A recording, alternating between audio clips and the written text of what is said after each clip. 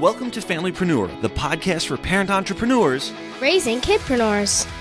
It's time for your weekly dose of inspiration and actionable tips to build your business and find better balance, all while strengthening your family. And now we'd like to introduce your host. She's my mom and thebomb.com, Meg Brunson. Hey there, thanks for joining me on another episode of the Familypreneur podcast. Today's guest is a serial entrepreneur, community builder, and leading Twitter marketing expert. With 24 years digital marketing experience and 15 years of social media marketing under her belt, it's no surprise she's been ranked the #1 social media power influencer in Houston. Each week, she hosts the Twitter Smarter Twitter chat that brings together hundreds of people in an active 1-hour discussion. And since launching 5 years ago, it's reached over 12 billion impressions. I'm excited to introduce you to Madalyn Sklar. Hey, Madalyn, thank you so much for being here today. Hey, Meg, thanks for inviting me. Happy to be here. I would love to hear about the story of what made you fall in love with Twitter. You are the Twitter expert at the Become Influ... Oh my gosh, I said the wrong summit. Thank God I added this. Sorry. It's okay. You are the Twitter expert at the Organic Marketing Summit, and I'd love to hear about what made you fall in love with Twitter. Oh, I fell in love with Twitter. I got on it very long ago, 2008, and I love that it was just a short format. They called it like microblogging back then, and I was really into blogging, but I was always into short format blogging. I did not like to write a lot. I like to just get to the point, no fluff. And when Twitter came around with 140 characters, I'm like, this is for me. I want to have these just short bursts of things to put out. So it was just love at first sight for me. It was so, and even at 280 characters today, I still love it. It's a great way to discuss and talk and connect and engage and keeping it short and to the point. That leads me into kind of my next question. Like, how has Twitter changed over the years? And do you like where it is now, or do you kind of wish you could go back to a different time in Twitter history? I like where it is now. I wasn't happy when they were going up from the 140 to 280. I was against it initially because I felt like the 140 is what made Twitter Twitter. And I was very vocal about that everywhere I went. But then once we got, and really the concern was, well, when they opened it up to 280, and this is, several years back, I thought, well, Twitter is going to be like Facebook and LinkedIn and everything where it's so wordy, and Twitter is fun because it's short, it's quick, you can zip through so many tweets, especially a Twitter chat. And what was so funny, Meg, really the craziness lasted for like one day. For one day, everybody just posted the longest 280 character tweets they could. And I think we all got it out of our system because we could do it, but then everybody went right back to normal. And so I was like, okay, I wasn't expecting this, but I'm glad this is how it turned out. So then I really embraced it after that.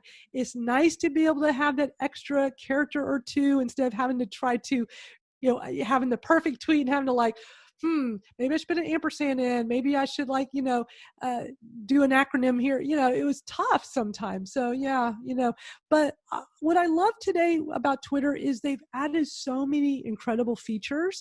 There's so many great things you can do now. I just feel like Twitter just gets better and better and better. So I'm really excited about the things we can do today versus the early years. Would you still say that short is still better? So you don't want to intentionally use up all the space if you can say it with fewer words? Absolutely. I think that's why Twitter has always been such a popular platform, is because brevity is key there. It's what makes it so cool. And I love that people still embrace that, even though they know they can be wordy, they're not always. And so I just think it's great. Now, how much planning goes into your Twitter strategy, and why do you think planning is an important part? Yeah, it's important to have a plan because you really need a roadmap to what you're doing to get to where you're trying to go, right? And it starts with just being as simple as just having a great profile. So many times people don't think about auditing their current Twitter profile.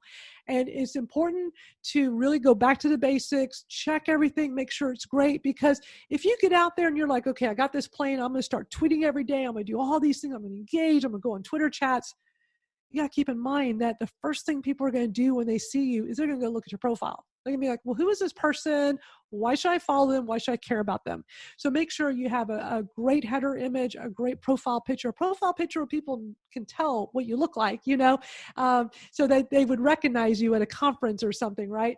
And a great bio that explains who you are, what you do, a link to your website, and making sure your location's in there. When you introduced me and you mentioned about how I've been ranked #1 power social media influencer in Houston, that's because my profile does say Houston, Texas. So many times when we work globally, we'll say worldwide or global for location, but many times people are searching by location for something. And when that list was being put together years ago, they were specifically searching Twitter for people that had Houston as their location. So had I not done that, I would have never gotten that designation. So little things like that can be really important.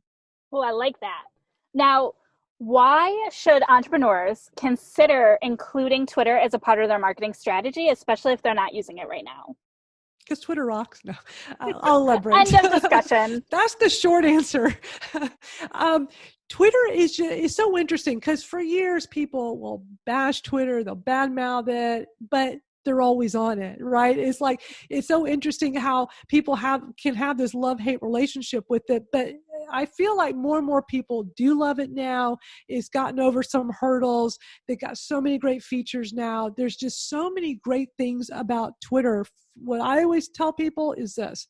This is a platform you can go to and connect with people you would normally not be able to connect with on other platforms.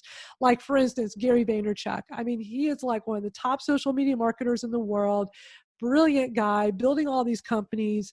And you can get on Twitter and talk to him. Like, he reads the tweets and he communicates with people. He's tweeted me multiple times. He's done Twitter videos to me where he talks to me. It's like, how on earth am I talking to someone who has millions of followers who we know is super busy? But it happens. I've talked with rock stars. I've talked with so many different amazing people. I know that would never happen anywhere else. So it's a platform where connection and engagement is so easy with anyone. Well, Madalyn, you have so much more value to contribute, and you're sharing it all with us at the Organic Marketing Summit. In that 1 week that the summit is happening, attendees will be building their 2021 marketing plans alongside over 20 industry-leading experts who are invested in their success, and tickets are completely free. So anybody listening or watching should head over to organicmarketingsummit.com, reserve your free ticket before you forget. So do it now. I know you're busy. And Madalyn and I both look forward to seeing you there, right? Absolutely. And as my tattoo says, just do it. Sign up. Go do it. You'll be glad you did. Head over to organicmarketingsummit.com and grab your free ticket to the Organic Marketing Summit today. It's happening November 9th through 13th, and you definitely don't want to miss it. Bye for now. Do us a favor. Share this podcast to a friend. It's like my mom always says, sharing is caring.